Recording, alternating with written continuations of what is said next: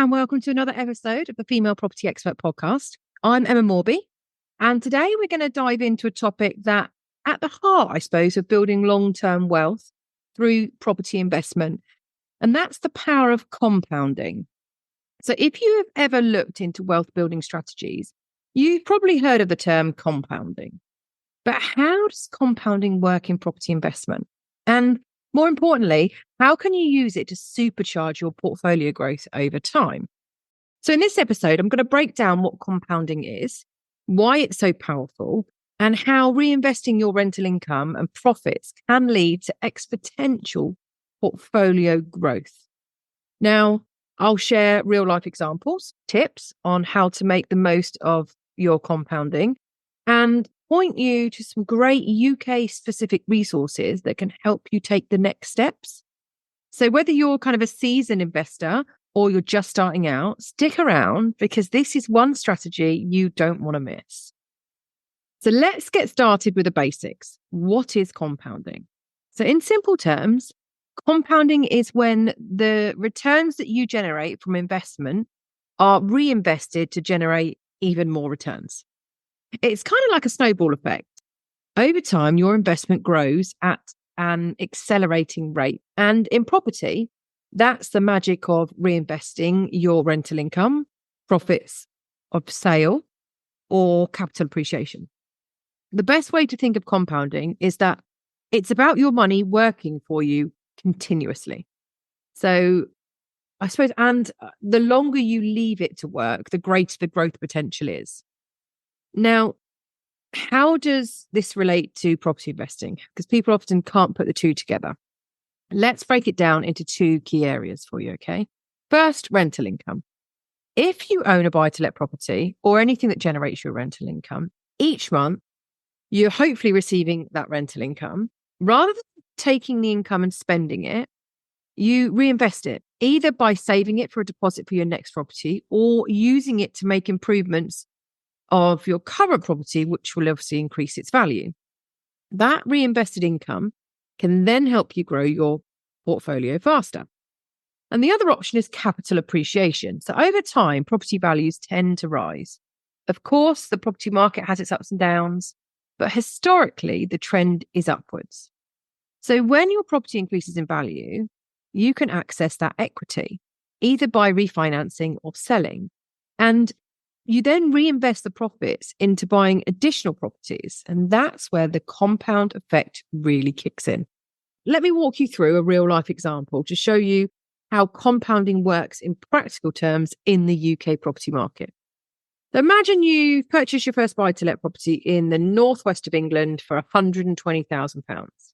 And let's say you financed it with a 75% mortgage, so your initial deposit will have been £30,000. And you budgeted an additional £10,000 for renovation costs, okay? Now let's say you rent the property out for £750 a calendar month, giving you £9,000 a year in rental income.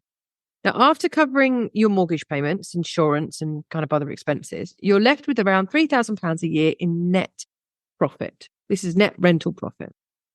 Here's where compounding comes into play. Instead of spending that £3,000, you save it. After 4 years, you've saved £12,000. And in the meantime, the property's value has appreciated by about 5% a year. After 4 years, your 120,000 property is now worth 145,000. And by remortgaging the property at a new value, you can then release some of the equity, say around 18,750, I think that is, without going above the 75% loan to value ratio, which can then be combined with your saved rental income. And now you have enough for a deposit with some initial costs, obviously, for a second buy-to-let property. Now, with 2 properties generating rental income, the compounding effect really starts to accelerate. Okay. So you're no longer working with just one property's rental income and appreciation. You've doubled your potential. Over time, you'll be able to do the same thing with the second property and the third, and so on. So this is the power of compounding in property investment. Each property is like a cog in a machine, And the more cogs you add, the faster the whole system works for you. And ultimately, the more money you get out of that system. So, how do you ensure that you're maximizing the compounding effect in your property investment strategies? I got asked this the other day, so I thought I'd pop it in this podcast. So, firstly, reinvest your profits. Whether it's rental income or profits from selling a property, the key to compounding is reinvesting rather than spending, if you're in a position to do so. Okay, if you're not, then don't. But if you are in a position to do so, use these profits to either fund your next purchase of a property or improve the value of the current property so you get a better yield or a better appreciation value. So, for example, if your property needs a new kitchen or bathroom, investing in those upgrades could kind of increase both the rental income and the capital value. This means so when it's time to remortgage or sell, you've created more value that can kind of top it up to the money that you may need to take out or that you may need to reinvest. The second thing is refinance strategically. Okay. Refinancing is one of the most powerful tools in property investment when it comes to compounding. If the value of your property has increased over time, you can refinance it to release equity without having to actually sell it. So you keep hold of the property. You can then use that equity to fund the deposit on your next property, keeping that cycle going. Now, keep in mind, though, you need to be careful about the level of leverage you take on. Over leveraging can be very risky, especially if interest rates rise or property values drop. We saw a lot of this in 2008 in the property crash. I always recommend speaking to a mortgage broker, ideally who understands the investment landscape and can help you find the best deals. Don't over leverage, don't overstretch yourself. Next is invest in long-term growth. So property investment is not a get-rich-quick scheme. People believe it is, but it's really not. Compounding works best over time. The longer you hold your properties and reinvest your profits, the more wealth you'll have at the end, or the more your wealth will grow, let's say. Now, this is why it's so important to have a long-term mindset when it comes to property. Don't get kind of discouraged or disheartened by short-term fluctuations in the market, because your view should be long-term. And next, looking for high-yielding areas. So to maximize the rental income part of the compounding equation, consider investing in areas with higher rental yields. So for instance, the north of England, like Manchester, Liverpool, Leeds, often offer better rental rates than London, believe it or not. It's madness, isn't it? And a property with a 7% yield will generate much more income to reinvest than a property with a kind of 3% yield. So accelerating your compounding potential means you need to find the right rental yield. Of course, you'll need to balance this with the capital appreciation, because as some high yielding areas may not see as much value growth over time. So you need to be aware of that as well when you're looking for your right properties. Now, while the concept of compounding is incredibly powerful, it's important to be aware of the challenges and the risks involved. Okay. To start with, you've got market fluctuations. Property values don't always go up. If the market dips, your capital appreciation could slow down or even go in reverse. This can make it hard to refinance and sell at a profit. However, if you're investing for the long term, these short-term fluctuations tend to smooth themselves out. Interest rates. When you're relying on mortgages to grow your portfolio, changes in interest rate can significantly impact your cash flow. We saw this in COVID. If interest rates rise, your monthly mortgage payments are going to go up, which can eat into your rental profits. And this is where having a buffer in place and being mindful of leverage, okay, is key. Rental voids and maintenance costs is another one. Compounding works best when your rental income is consistent.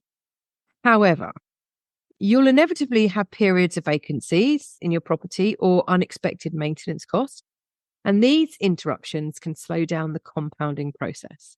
So to mitigate this, I recommend kind of setting aside a proportion of the rental income as a contingency fund for void periods or repairs or any maintenance that's required. And then we have the tax consideration. Oh, tax in the UK is kind of painful right now.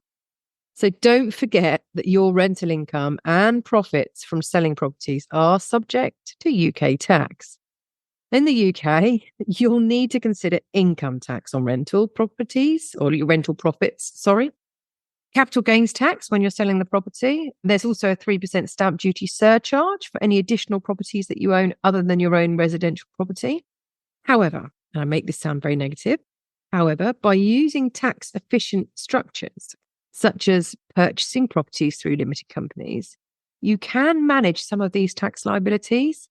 Now, it's always important to speak to an accountant who specializes in property, because they will be able to find you the most efficient structure for what you want to do. Now, to help you further on your property investment journey, there are some fantastic resources available in the UK that can help you learn more about compounding and property investment actually in general. So you have UK property podcasts like mine.